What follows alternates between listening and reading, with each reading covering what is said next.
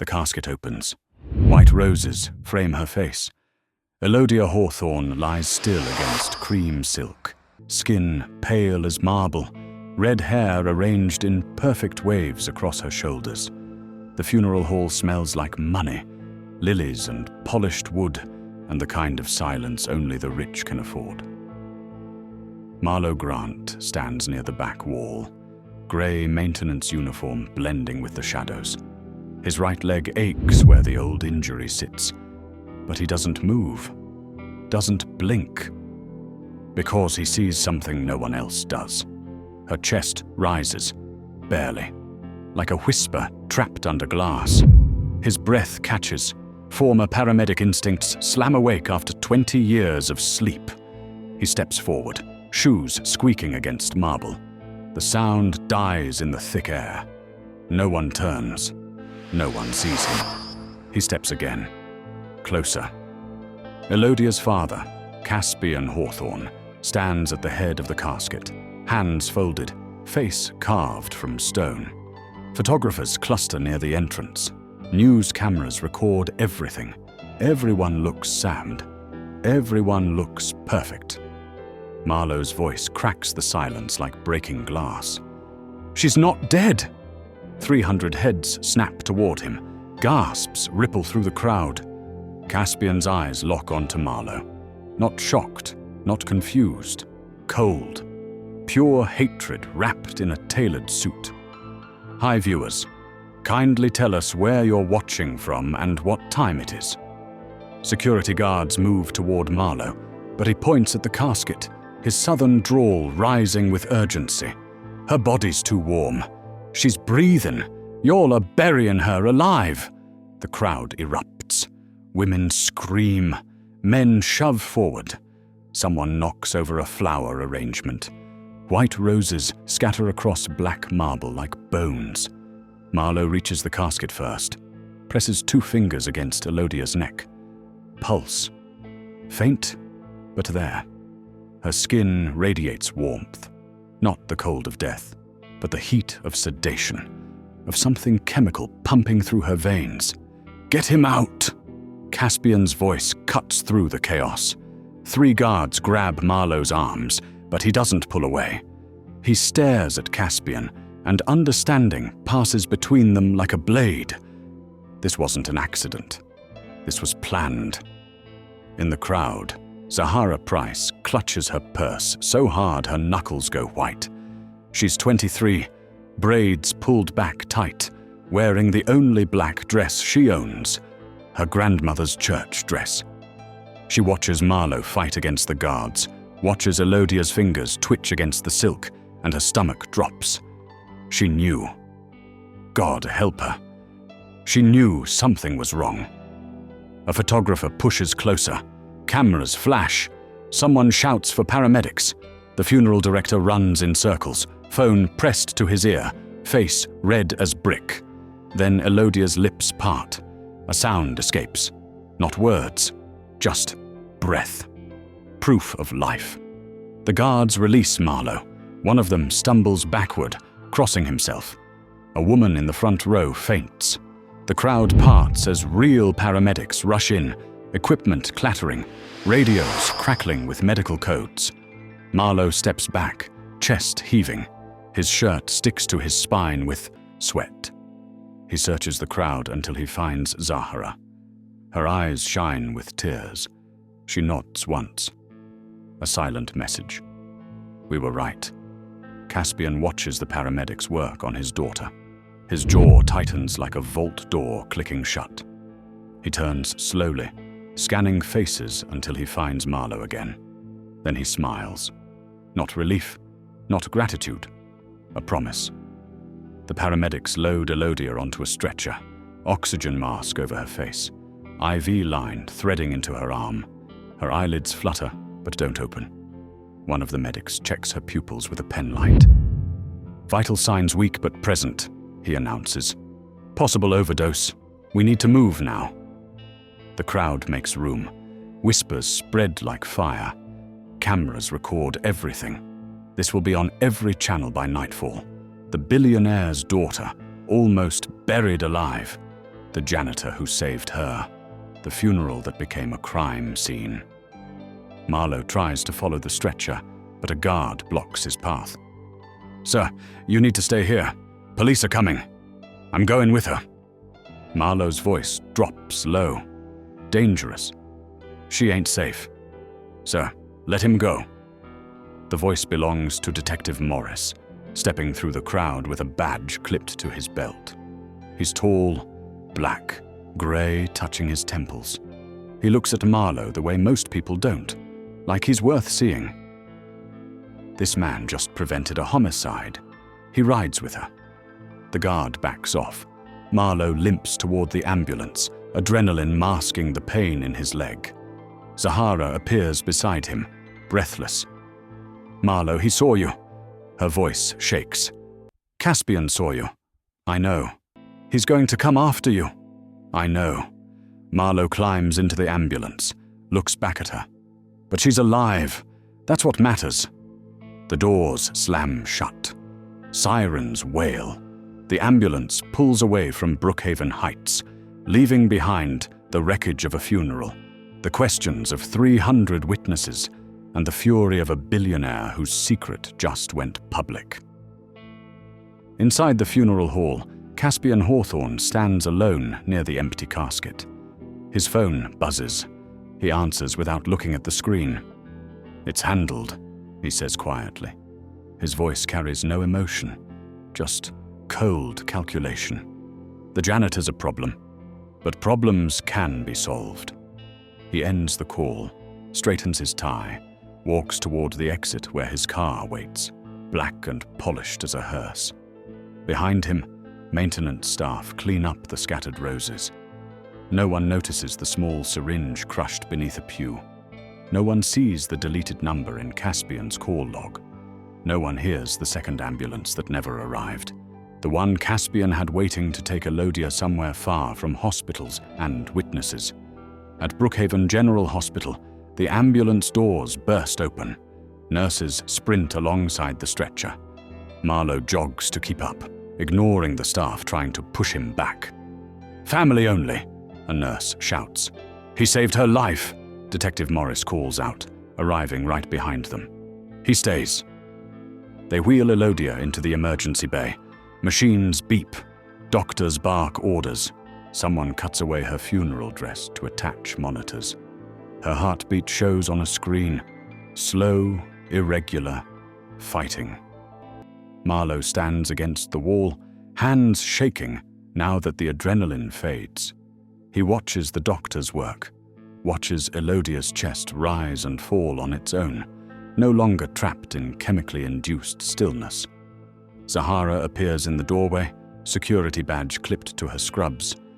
She works here, third shift usually, but today she showed up anyway, had to see this through.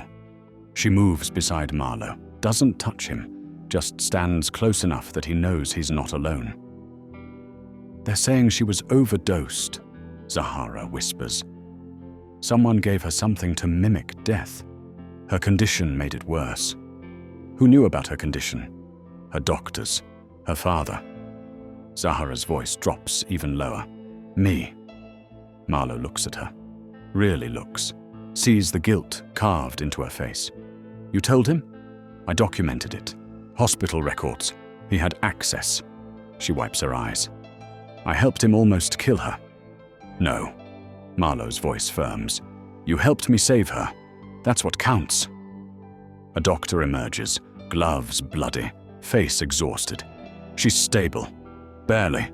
"We're moving her to ICU. No visitors except immediate family." "Her father," Marlow starts.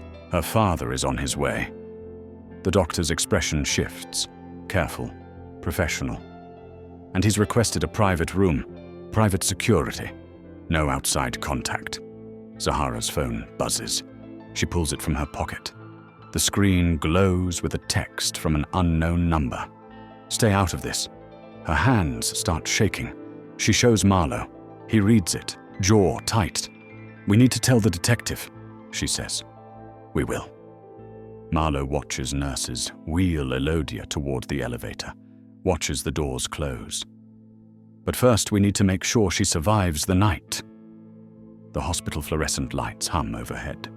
Somewhere down the hall, a machine alarm sounds. Footsteps echo on linoleum. Normal hospital chaos, but nothing feels normal anymore.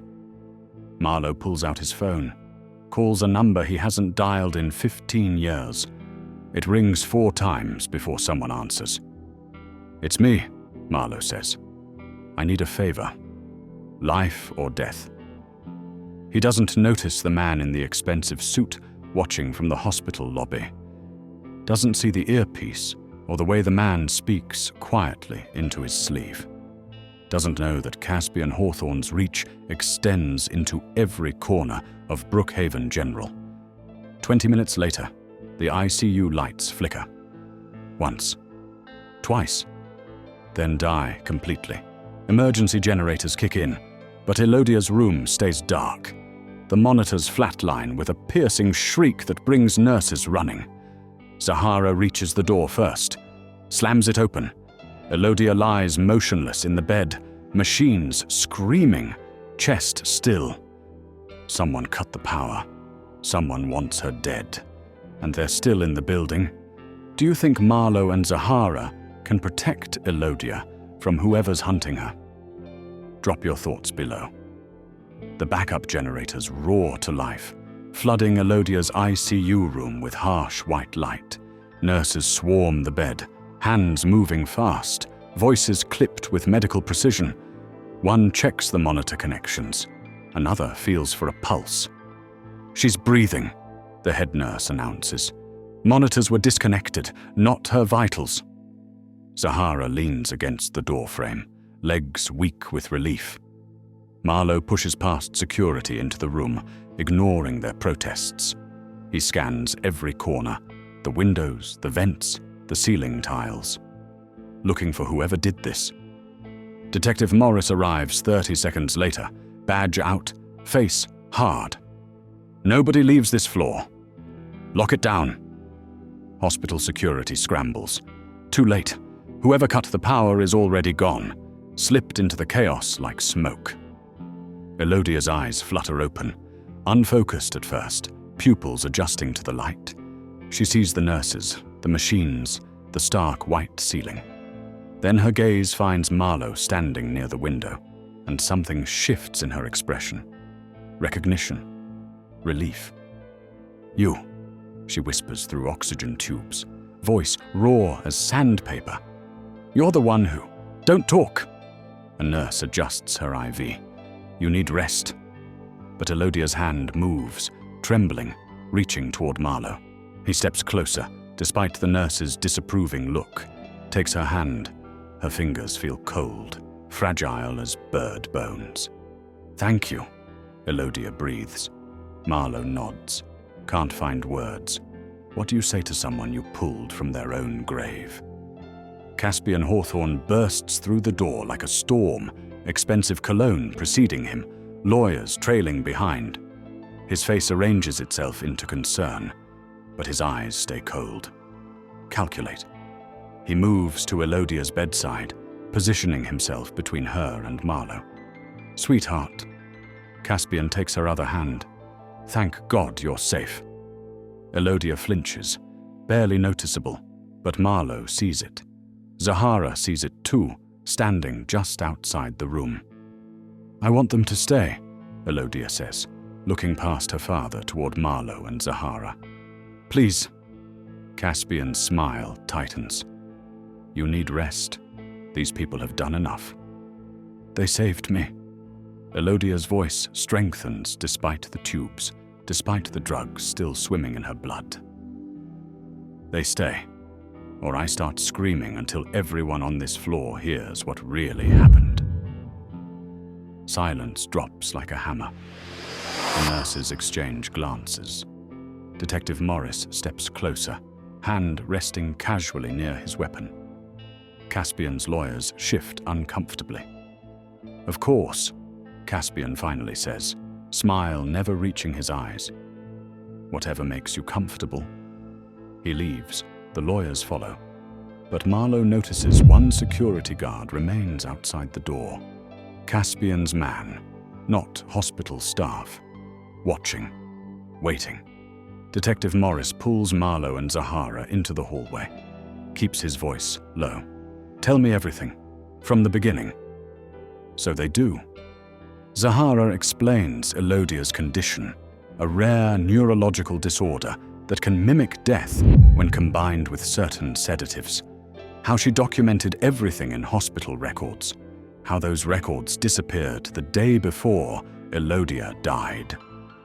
Marlow describes the funeral, the chest movement, the body temperature, his paramedic training from 2 decades ago, before a car accident shattered his leg and his career.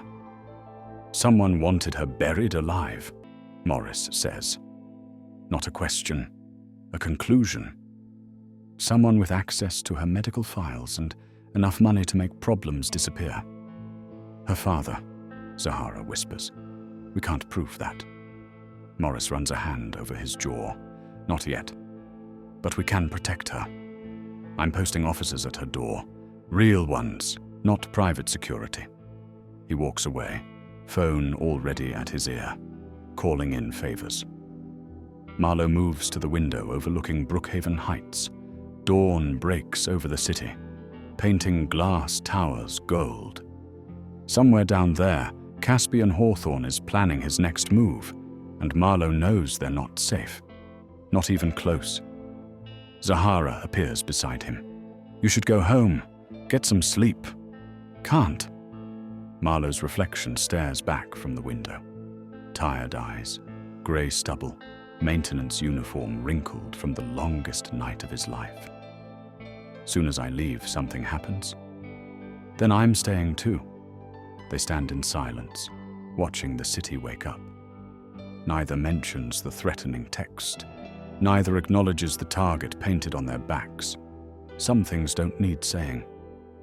3 days pass. Elodia grows stronger. Color returns to her face.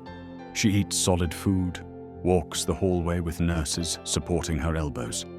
Police guard her door 24/7. Detective Morris assigns rotating shifts, trustworthy officers he's known for years. Caspian visits daily, always with lawyers, always with that practiced concern. Elodia tolerates him, speaks in polite monosyllables, never lets him touch her longer than necessary. But she lights up when Marlow and Zahara arrive, opens up in ways that make the nurses smile, tells stories about her mother, who died when Elodia was 12, talks about college plans her father kept delaying, mentions friends who stopped calling after her father disapproved. He wanted me perfect, Elodia says one afternoon, sunlight streaming through her window. Perfect daughter, perfect heir, perfect puppet. Zahara sits on the edge of the bed, braids falling over one shoulder. What do you want? Elodia looks at her hands. 24 years old, and she's never been asked that question. I want to finish my degree, art history. I want to travel, see the paintings in person, not just in books. She laughs, bitter and soft. I want to eat breakfast without someone monitoring my calories. I want to live. You will, Marlow says from his post near the door. He's been there every visiting hour, every shift change, every moment Caspian's not around. We'll make sure of it. That night, the news breaks. Hospital leaked to the media by someone, probably one of the lawyers. The story explodes. Billionaire's daughter nearly buried alive. Heroic janitor saves her. Questions about the father. Speculation about inheritance. Murder allegations. Public opinion turns fast and vicious. And social media demands investigations. Protesters gather outside Hawthorne Industries headquarters. Stock prices drop. Caspian has no choice. He announces a press conference, stands before cameras with rehearsed grief and promises of transparency, claims he's devastated by the terrible accident and wants justice for his daughter.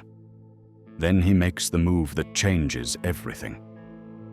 To honor Elodia's recovery and show my commitment to this community, Caspian announces, Hawthorne Industries will fund a new community health center in the Riverside district. Free medical care for those who need it most. And I'd like to name Zahara Price as the project's community ambassador. The crowd applauds.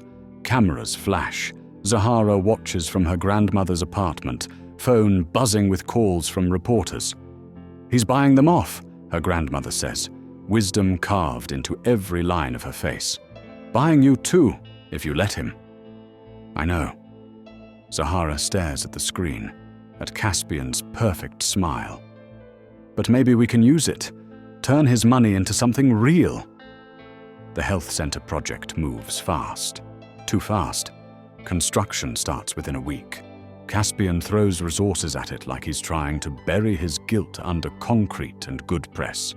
Marlow gets offered a position, facilities supervisor, real salary, benefits, respect, everything his janitorial work never provided. He almost says no, almost walks away from anything connected to Caspian Hawthorne. But Elodia asks him to stay. "Please, I need people I trust watching this, making sure he doesn't twist it into something else."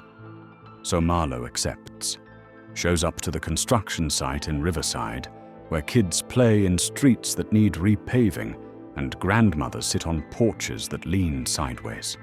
The neighborhood rallies. Volunteers show up. Local artists paint murals on the Future Center's walls. Bright colors, hopeful images, children reaching toward the sky. Zahara works 16-hour days coordinating everything. Medical supply donations, volunteer schedules, community input meetings. She's good at it. Natural leader. People follow her without hesitation. For 2 weeks, hope blooms. Real, tangible hope that maybe something good can rise from something terrible. Then Dorian Vale arrives. He's young, maybe 30, with perfect teeth and designer glasses that probably cost more than Marlow's car. Caspian introduces him as a project coordinator. Someone to help manage the details, keep everything running smooth. "Just here to support you all," Dorian says, shaking hands with warmth that feels genuine. "This is your project. I'm just making sure you have what you need." He's good. Too good. Remembers everyone's names. Brings coffee to morning meetings. Stays late helping volunteers. Within days, he's indispensable. Everyone loves him. Everyone except Elodia. She's been released from the hospital, staying with an aunt across town instead of her father's estate. She visits the construction site one afternoon, walks through, with Zahara pointing out progress. Dorian approaches with that bright smile. "Miss Hawthorne, it's an honor. Your father speaks so highly of you." Elodia's face goes blank, polite mask sliding into place. "I'm sure he does." Later, she pulls Zahara aside. "Be careful with him. Dorian, he's been amazing." "I know." Elodia chews her lip.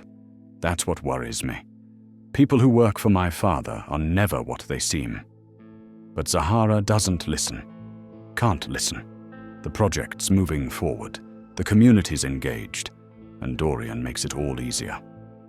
She ignores the small red flags. The way he asks too many questions. The times she catches him in areas he shouldn't be. The phone calls he takes in private, voice too quiet to hear.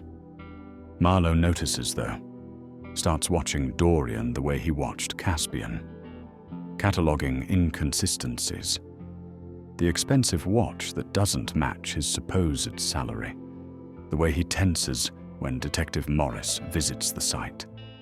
The phone that never leaves his hand. One night, Marlow stays late, finishing paperwork in the site trailer.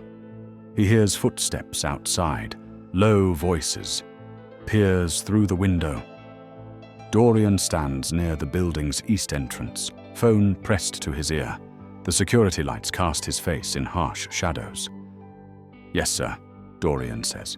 They trust me now. I can access everything. Pause. No, they don't suspect anything. The janitor watches me, but he's no threat. Another pause. Understood. I'll handle it. He ends the call, stands there for a moment, that perfect smile sliding off his face like a mask. What's underneath makes Marlow's blood run cold. Dorian walks back toward the trailer. Marlow moves fast, sitting at his desk, pretending to work on inventory sheets. The door opens. Still here? Dorian's smile returns, effortless. You work too hard, Marlow. Someone has to. Marlow doesn't look up. Can't all be project coordinators. Dorian laughs. Friendly, easy. True enough, have a good night. He leaves. Marlow waits 5 minutes, then calls Zahara. No answer. Calls Detective Morris. Voicemail. He sits in the dark trailer, listening to his city breathe, and knows they're running out of time. The next morning, someone reports money missing from the project account. Not much. A few thousand. Enough to notice, but small enough to be explained as accounting errors. Dorian investigates personally, looks through records, asks questions, promises to get to the bottom of it. That afternoon, he gathers everyone. I hate to say this, Dorian announces, face serious, but I found something concerning. Financial irregularities traced back to unauthorized purchases. He hesitates, like the words hurt. Made using Zahara's administrative access. The room goes quiet. Volunteers exchange glances. Zahara stands frozen, face draining of color. That's impossible, she says. I haven't made any unauthorized purchases. I know this is hard. Dorian shows printouts, purchase orders with her digital signature, invoices for equipment that never arrived. Maybe someone got access to your account. We should investigate before involving authorities. But the damage is done. Doubt creeps in. Whispers start. Zahara, who grew up poor, suddenly managing $1 million project. Maybe the temptation was too much. Maybe she's not who they thought. Marlow watches it unfold, watches Dorian plant seeds of suspicion with surgical precision. And he knows this is just the beginning. That night, flames consume the community health center. Orange glow visible for miles, smoke choking the riverside air. Fire trucks arrive too late. The building collapses inward, taking with it months of work, thousands of donations, and the community's hope. Security footage is reviewed. The timestamp shows a figure entering the building 30 minutes before the fire started. The footage is grainy, dark, but the body shape is unmistakable. It's Marlow, or someone his height, his build, his limp. Except Marlow was home with Zahara, reviewing financial records, trying to prove her innocence. Someone is framing him. Someone who knows exactly how to destroy everything they've built. And that someone is watching from the shadows, smiling, because the real plan is just beginning. Can Marlow and Zahara prove their innocence before Caspian's trap closes completely?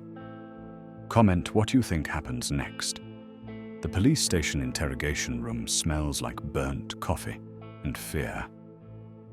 Marlow sits across from 2 detectives he doesn't recognize. Not Morris, who believed him, but younger men with skeptical eyes and questions that loop back on themselves like traps. Walk us through it again, the shorter detective says. Where were you between 9 and 10 p.m.? Zahara's apartment. Going through financial records. Marlow's voice stays level, despite the exhaustion pulling at his bones. Her grandmother was there. Can confirm it. A grandmother. The taller detective smirks. That's convenient. It's the truth. They show him the footage again. Grainy security camera, capturing a figure limping toward the health center.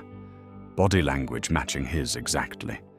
The timestamp burns in the corner, 9:47 p.m. That's not me. Looks like you. Moves like you. The short detective leans forward. Maybe you forgot. Trauma does that to people. Marlow's jaw tightens. They're not listening. Don't want to listen. A janitor accused of arson makes better headlines than a billionaire's conspiracy. Outside the interrogation room, Zahara paces the hallway, phone pressed to her ear. Detective Morris finally answers on the fourth ring. They're holding him, she says, words tumbling fast. Won't let him leave. Morris, you know he didn't do this. I know. Morris sounds tired, frustrated. But the evidence looks bad. I'm working on it, but my hands are tied until I find something concrete. Zahara ends the call, leans against the wall. The station fluorescents buzz overhead, harsh and unforgiving. A few officers glance her way, some with sympathy, others with judgment. The girl whose project burned, the girl whose access codes were used to steal money. Her phone buzzes. Unknown number again. This is your last warning. Walk away. She deletes it, doesn't respond. Because walking away means Elodia dies. Marlow goes to prison. Caspian wins. And Zahara Price didn't survive nursing school, night shifts, and a grandmother with dementia just to let some billionaire criminal destroy innocent lives. Elodia arrives 20 minutes later, moving through the police station like she owns it. Maybe she does. Hawthorne money built half this city. She finds Zahara in the hallway, pulls her into a tight hug. I got your message, Elodia whispers. I brought something. She hands over a USB drive, small, black, unremarkable. It arrived at my aunt's house this morning. No return address. Just this. Zahara turns it over in her palm. What's on it? I don't know. I was afraid to look alone. Elodia glances toward the interrogation room. Can they hold him? They're trying. Then we need to move fast. They find an empty office, commandeer a computer. Zahara plugs in the drive. Her hands shake as she clicks the file. Video footage fills the screen. Different angle from the security cameras. Clearer. Shows the health center's side entrance at 9:23 p.m. Dorian Vale walks into frame, carrying a red gas canister. Zahara's breath stops. Elodia grips her shoulder. They watch Dorian move with purpose, confidence, checking over his shoulder twice before entering the building. The timestamp proves everything. 24 minutes before the fire started, 30 minutes before the official security footage shows Marlow arriving. Keep watching, Elodia whispers. The video jumps to another clip. Same night, different location. A parking garage, expensive cars gleaming under security lights. Dorian meets someone in the shadows. Caspian Hawthorne steps into frame. They talk for 90 seconds. Can't hear the words, but body language speaks volumes. Caspian hands Dorian an envelope. Dorian counts something inside. Cash, probably. They shake hands.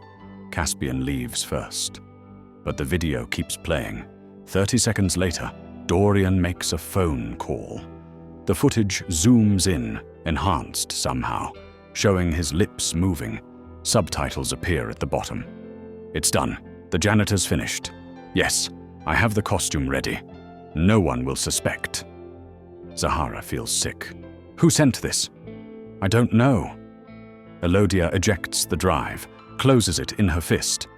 But we need to show Detective Morris. Now. They find him in the parking lot, climbing into his unmarked car. He stops when he sees them running toward him, reads the urgency in their faces. Zahara hands him the drive. You need to see this. Now. Morris watches the footage on his phone, standing under a streetlight, face growing harder with each second. When it ends, he looks at them both. Where did you get this? Anonymous delivery, Elodia says. Does it matter? In court? Yes, but for probable cause? Morris pockets the drive. This changes everything. Wait here. He disappears back into the station. Zahara and Elodia stand in the parking lot, night air cold against their skin. Somewhere in the distance, sirens wail. The city never sleeps, never stops churning. Who do you think sent it? Zahara asks. Elodia stares at the station doors. Someone who wants my father destroyed as much as we do. Someone with access to private security footage and the technical skills to enhance it. Your aunt? Maybe. Elodia's voice drops. Or maybe someone inside his organization. Someone who's tired of covering for him. 15 minutes later, Morris emerges with Marlow. The interrogation's over. The other detectives look furious, but Morris outranks them. He's reopening the investigation, bringing in federal agents, turning this from local arson into conspiracy and attempted murder. Marlow walks straight to Zahara. Doesn't say anything, just stands close enough that she can feel his presence.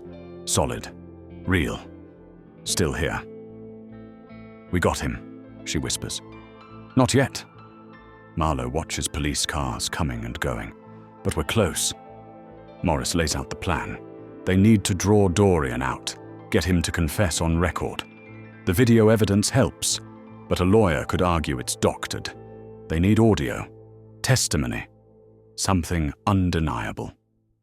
He thinks he's won, Morris says. Thinks Marlow's going down and the project's dead. We use that. Make him confident, careless. How? Elodia asks. Marlow pretends to leave town. Morris looks at him. Defeated, broken, running away. Dorian will want confirmation, proof you're gone for good. That's when he'll slip up. Contact Caspian. Celebrate. Get recorded saying something we can use. And if he doesn't slip, Marlow asks, then we find another way. But right now, this is our best shot. They set it up carefully. Marlow packs his truck in front of his apartment building at noon, neighbors watching. Takes his time loading boxes, making sure everyone sees. Drives out of Brookhaven Heights, heading south, toward the highway that leads to nowhere. He stops 30 miles out, doubles back on rural roads, returns after dark, hiding in a motel Detective Morris secured under a fake name. The trap is set. Now they wait. Dorian gets the news by evening, sees the social media posts from Marlow's neighbors. Coward ran away. Couldn't face justice. Guilty people always run. He smiles, calls Caspian from his car, parked outside the burned health center ruins. Doesn't know Detective Morris planted listening devices in his vehicle 3 hours ago. It's done, Dorian says. Marlow's gone. The girl's discredited. The project's dead. Caspian's voice comes through clearly. Good. The final payment will transfer tonight. Disappear for a while. Let this settle. What about your daughter? Silence. Then Caspian's voice turns cold as winter. Elodia's not your concern. I'll handle her personally once the attention dies down.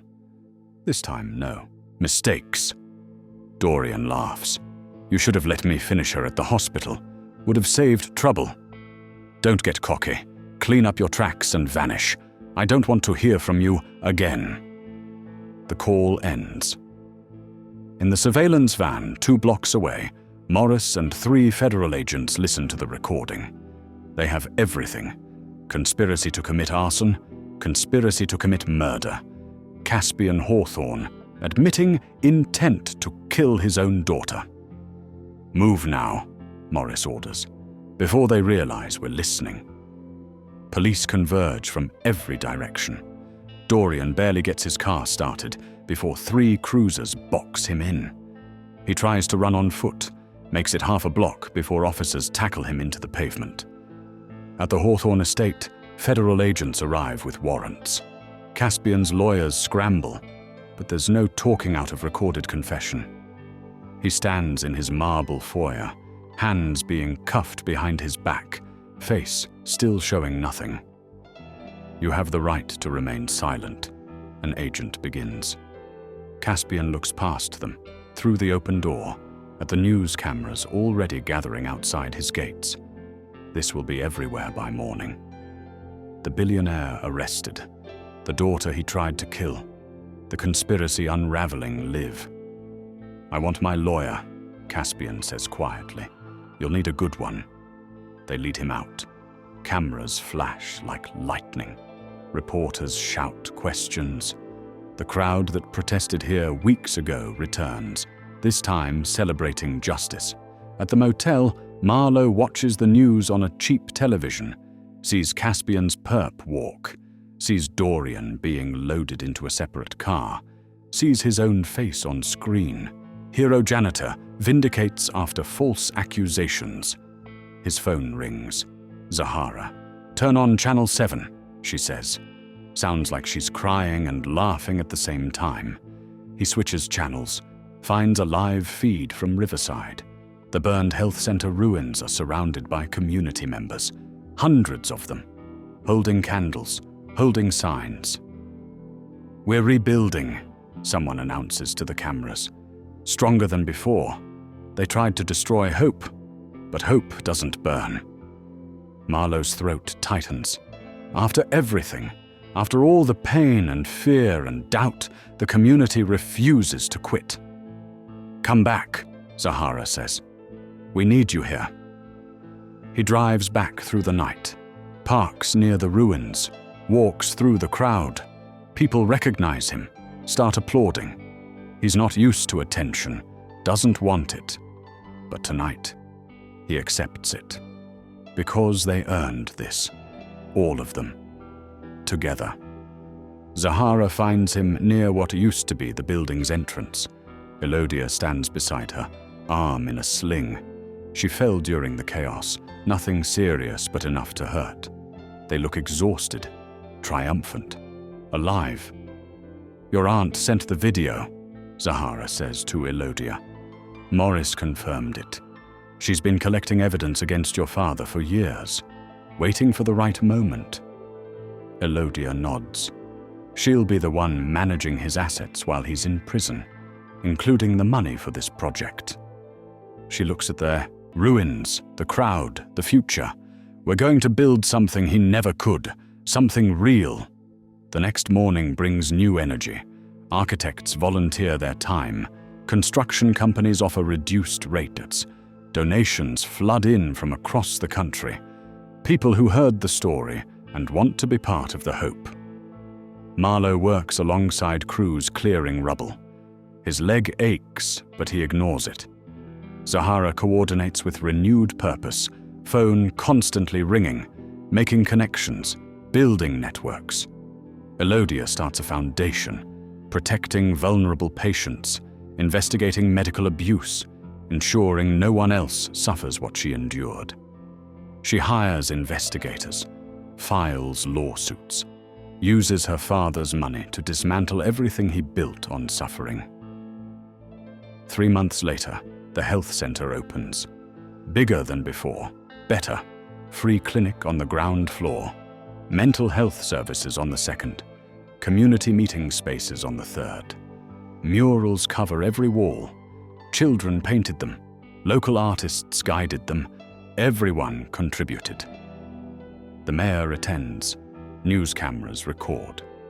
But the real moment comes when the first patient walks through the doors. An elderly woman who couldn't afford her medications, who watched her neighbors suffer, who thought no one cared. She cries when the doctor tells her everything's free. Everything? Everything, Zahara confirms, standing beside her. That's why we built this. For you. For everyone.